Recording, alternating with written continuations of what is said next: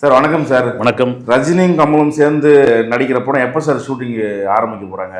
உண்மையிலே ஒரு 16 வயதிலே இளமை ஊஞ்சல் ஆடுகிறது. தொடர்ச்சியாக அந்த 70களில் 80களுடைய தொடக்கத்தில் வரைக்கும் ரஜினியும் கமலும் சேர்ந்து அத்தனை படங்கள் நடிச்சிருக்காங்க.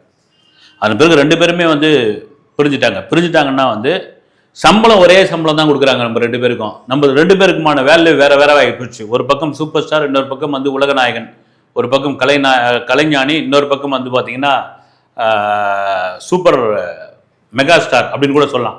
இப்படியா ரெண்டு விதமாக ஆன பிறகு நாம் ஏன் தனித்தனியாக படம் பண்ணக்கூடாது அப்படின்னு அந்த தனித்தனியாக பிரிஞ்சவங்க தான் கிட்டத்தட்ட 44-45 வருஷத்துக்கு பிறகு இணைய போகிறார்கள். அந்த படத்தை ராஜ்கமல் ஃபிலிம்ஸ் தயாரிக்க போகிறது. இந்த படம் எப்படியாப்பட்ட படமாக வரும் அப்படின்னு அப்போ ஒரு கிளிம்ஸ் கூட வந்திருந்தது. ஒரு கார் ஷெட்டு, ரெண்டு பேரும் கோட்டு மாட்டிக்கிட்டு இதில் யாருப்பா ஹீரோ அப்படின்னு ஒரு பஞ்சோடு வச்சு நெல்சன் இது அனிருத் பட்டையை கிளப்பியிருந்தார். சமீபத்தில் ஏர்போர்ட்டுக்கு இந்த கமலஹாசன் கிட்ட இதை தான் கேள்வியாக கேட்டாங்க செய்தியாளர்கள், எப்போங்க ஸ்டார்ட் பண்ண போகிறீங்கன்னு. உண்மையிலே அது ஒரு பிரம்மாண்டமான படம், ஒரு பெரிய படம், நண்பரும் நானும் சேர்ந்து நடிக்கிற படம். அந்த படத்து தேர்தல் முடிஞ்ச பிறகு அதனுடைய ஷூட்டிங்கை நாங்கள் ஸ்டார்ட் பண்ணிடுறோம் அப்படின்னு ஒரு அப்டேட்டை கொடுத்துட்டார். சார் 173 ஆங்கில படத்தில் ரீமேக்னு சொல்லி பரபரப்பாக வெளியில் பேசப்படுது. எந்த அளவுக்கு சார் உண்மை? தலைவர் 173 இந்த படத்தை ஆரம்பத்தில் அதுவும் ராஜ்கமல் ஃபிலிம்ஸ் தான் தயாரிக்கிறாங்க. கமலஹாசனுக்கு பொருளாதார ரீதியாக ஒரு சின்ன உதவி செய்ய வேணும் அப்படின்னு ரஜினி முடிவு பண்ணி, ஏன்னா தக் லைஃப் எடுத்ததில் அவர் கொஞ்சம் பெரிய லாஸ். அவர் அந்த லாஸ்லேருந்து மீள்றதுக்காக தன்னுடைய நண்பருக்காக ஒரு 35 நாள் கால்ஷீட் கொடுத்துருக்காரு. அதை ஒரு ஃபன்னான ஒரு படமாக, ஒரு காமெடி படமாக, ஆரம்பத்தில் ஒரு ஜாலியான படமாக, ஒரு காதலா மாதிரி, ஒரு அருணாச்சலம் மாதிரி, இப்படி ஒரு ஜாலியான படமாக அதை எடுக்கணும்னு முடிவு பண்ணி தான் சுந்தர் சியை டைரக்டராக அதை ஃபிக்ஸ் பண்ணாங்க. அதன் பிறகு சுந்தர் சிக்கு அதை ஜாலியாக எடுக்கிறத விட ஒரு சீரியஸான படமாக, ஒரு ஆக்ஷன் படமாக எடுக்கலாமே அப்படின்னு அவருக்கு தோணி அந்த கதையில் ஏதோ பிரச்சனை ஏற்பட்டு நான் இந்த ப்ராஜெக்ட்லேருந்து விலகிறேன் அப்படின்னு சுந்தர் சி முந்திக்கிட்டாருன்னா அவ்வளோ பெரிய 2 நடிகர்கள் இருக்கும்போது இவராக ஒரு அறிக்கையை கொடுத்துட்டார். அது அறிக்கை கொடுத்தோடனே அது ரஜினி கமலுக்கு ஒரு ப்ரெஸ்டீஜ் இஷ்யூ ஆகிப்போச்சு. உண்மையிலே அது என்ன இருந்தாலும் இதுவாயிடும். பேசி நபர் சார் நான் இந்த படத்தில் விளைகிறேன் சார், நீங்களே ஒரு அறிக்கை கொடுத்துருங்க, சுந்தர் சி வேற ஒரு காரணங்களுக்காக இந்த படத்துலேருந்து விளைகிறார் அப்படின்னு எனக்கு கதை பிடிக்கல ரேஞ்சில் சொன்னவொடனே அவன் பயங்கரமாக ட்ரிகர் ஆகி டக்குன்னு சிபி சக்கரவர்த்தி ரொம்ப நாளாக ரஜினிக்கு கதை சொல்லிட்டு வெயிட்டிங்கில் இருந்த ஒருத்தரை அடிச்சது லக்கு 173 பண்ணுப்பா அப்படின்னு. ஆக்சுவலாக என்னன்னா ரஜினிக்காக சிபி சக்கரவர்த்தி சொன்ன கதை இது கிடையாது, நீங்கள் சொல்கிற மாதிரி இது சிவகார்த்திகேயன் சொன்ன கதை. நாங்கள் அதுவும் கிடையாது, சிவகார்த்திகேயன் ஒரு இன்டர்வியூவில் சொல்லிட்டாரு. நீங்கள் சொல்கிற மாதிரி தி அவுட்ஃபிட் அப்படின்ற ஒரு ஹாலிவுட் படத்தினுடைய ரீமேக் அப்படின்னு அன்அஃபிஷியலான தகவலாக தான் இது இருக்கு. இன்னும் அஃபிஷியலான தகவலாக இல்லை. அதை தாண்டி இந்த படம் ஒரு 35 நாளில் எடுக்கக்கூடிய படம் அப்படின் பொழுது அது எந்த அளவுக்கு பரபரப்பாக, எந்த அளவுக்கு விறுவிறுப்பாக கொண்டு போய் சேர்க்கணும் அப்படின்ற விஷயத்தில் அவருக்கு யார் சிபி சக்கரவர்த்திக்கு நிறைய இந்த ப்ரீ பிளான் வாங்கல, அந்த ப்ரீ பிளான் பண்ணுறதுக்கான கால அவகாசத்தை ப்ரொடியூசர் கமலஹாசன் கொடுத்துருக்கிறார். இந்த படம் ஒரு பக்கா கமர்ஷியலாக படமாக இருக்கும். தி அவுட்ஃபிட் படம் அதை கூட எடுக்கலாம் மேபி ஆனால் உண்மையாக அது என்னன்னு தெரியல, அதிகாரப்பூர்வமாக தெரியல. சார் நடிகை சோபனா ஜெயிலர் 2 நடிக்கிறாங்களா 173 நடிக்கிறாங்க சார்? இல்லை, 2 விதமான குழப்பம் இருக்குது. 2 சஸ்பென்ஸாக இருக்காங்க. ஆனால் ரஜினி கூட நடிக்கிறாங்க அவங்க. அது 2 விதமான டாக் போகுது, வெளியே வரல. ஆளாளுக்கு ஒரு விஷயம் சொல்கிறாங்க. ஒன்று ஜெயிலர் 2ல் அவங்க நடித்து முடிச்சிட்டாங்க, அந்த கேரக்டரை ரொம்ப சஸ்பென்ஸாக வச்சுருக்காரு நெல்சன். நீங்கள் ஜெயிலர் 2 சம்மந்தமான எந்த அப்டேட்டும் நீங்கள் வரவே வராது, பார்த்தீங்கன்னா தெரியும். எந்த விதமான அஃபிஷியலான அப்டேட்டே வரவே வராது. நீங்கள் சும்மா கூட எதையும் இட்டுக்கட்டியும் பேச முடியாது. ஏன்னா அது சம்பந்தமாக எது கேட்டாலும் நெல்சன் வாயை திறக்க மாட்டேன்றார், தூக்கத்தில் கூட அது வளர மாட்டேன்றார். அது காரணம் என்னன்னா ரஜினி சொன்ன ஒரே ஒரு கண்டிஷன் தானே, இந்த படத்தை எங்கேயும் கொண்டு போய் பில்டப் பண்ணாதீங்க, எங்கேயும் ஹைப் பண்ணாதீங்க, அது படமாக இருக்கட்டும்னு. அது காரணம் என்னன்னா மிக சமீப காலமாக தமிழ் சினிமாவில் இந்த மாதிரி பில்டப் பண்ணி ஓஹோன்னு கூலி படமே அப்படிதான். ஆச்சா போச்சா, நாகார்ஜுனா அங்கே நிற்கிறாரு, இவர் சஞ்சய் தத் அங்கே நிற்கிறாரு, இவர் பார்த்தீங்கன்னா யார் அமீர் கான் கடைசியில் கிளைமேக்ஸில் தலைகீழ நடந்து போகிறாரு.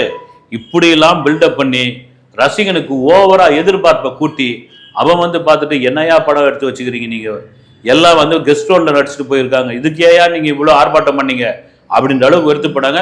இதுக்கு முன்னாடி ஒரு பெரிய படம், அந்த பெரிய படத்தோட பேர் சொல்ல வேண்டாம், அது எல்லாருக்குமே தெரியும். அந்த படத்தை இது மாதிரி தான் கூவோன்னு கூவி அதை தியேட்டரில் நம்பி காலங்காத்தால படம் பார்க்க வந்தவங்கலாம் இதுவா எல்லாம் என்ன டிக்கெட்டு 175 ரூபா 200 ரூபா 250 ரூபான்னு டிக்கெட்டை பார்த்துட்டு கோவம் இருக்குமா வெளியே வந்தவொடனே சேனல்காரங்க நின்னாங்க பப்ளிக் பைட்ஸுக்கு கொட்டி தீத்தானுங்க. அவனை பிடி பப்ளிக் பைட்ஸ் பிடிச்சவனை வந்து கம்ப்ளைண்ட் கொடு, அவன் மேல வழக்கு போடு. அவனை படத்தை நல்ல படமா எடுத்து துரந்தர் 2ன்னு ஒரு படம். துரந்தர் 1 வந்து சக்கை பட்டையை கிளப்பிடுச்சு, 2 அதை விட பட்டையை கிளப்பி 2000 கோடிங்க. அதுக்கு தான் ரஜினிகாந்த் இந்த ஜெயிலர் 2 சம்பந்தமா எதையும் வாயா திறக்காதப்பா, அந்த படம் இட்டு 1 நீ பாட்டு சும்மா இருக்கும் வேலையை முடி. ஜூன் இறுதி இல்லை ஜூலை முதல் வாரத்தில் அந்த படம் வரப்போது. அதுக்கு முன்னாடி கண்டிப்பாக அப்டேட் இருக்கும். ஒரு கிளிம்ஸில் ஆரம்பிச்சு, ஒரு டீசரில் ஆரம்பிச்சு, ஒரு ட்ரெய்லரில் ஆரம்பிச்சு, கண்டிப்பாக ஒரு ஆடியோ லான்ச்சே இருக்கும். அதுக்கு முன்னாடி எதுவும் இல்லை. அந்த படத்தில் சோபனா நடிச்சிருக்கிறாரா அல்லது சிபி சக்கரவர்த்தி டைரக்ட் பண்ணுகிற 173ல் சோபனா நடிச்சிருக்காங்கன்ட்டு ஒரு பெரிய டவுட்டாகவே. காரணம் என்னன்னா, தளபதி படத்திற்கு பிறகு இப்போதான் அவங்க ரஜினி கூட ஜோடி சேர்கிறார்கள், இல்லை ஜோடியாக நடிக்கிறாங்க. வந்து ஜெயிலர் 2 வந்து 1000 கோடிக்கு மேலே வசூல் பண்ணுறதுக்கான வாய்ப்புகள் இருக்குமா சார்? ஏன்பா இப்போ தானே சொன்னேன் நான் வந்து மறுபடியும் வந்து நீயே வந்து 10 வச்சு ஆரம்பிச்சு விடுறியா? ரஜினியே விரும்ப மாட்டார். நாம் 1000 கோடி சொன்னால் உண்மையிலே 1000 கோடி அடிக்கிட்டோம். தமிழ் சினிமாவில் இன்னும் 1000 கோடி எந்த படமும் தொடலை.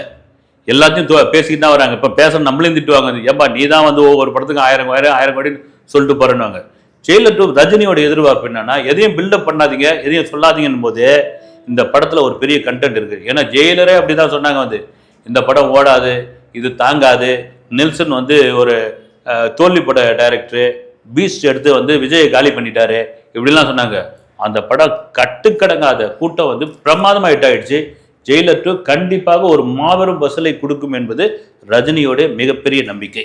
சரி, ரஜினிக்கு எதிராக ஜெயலலிதா அம்மா வந்து மனோரமாவை பேச வச்சுதான் ஒரு தகவல் இருக்கு சார். அது எந்த அளவுக்கு உண்மை சார்? இல்லை, அது 96வது வருஷம்.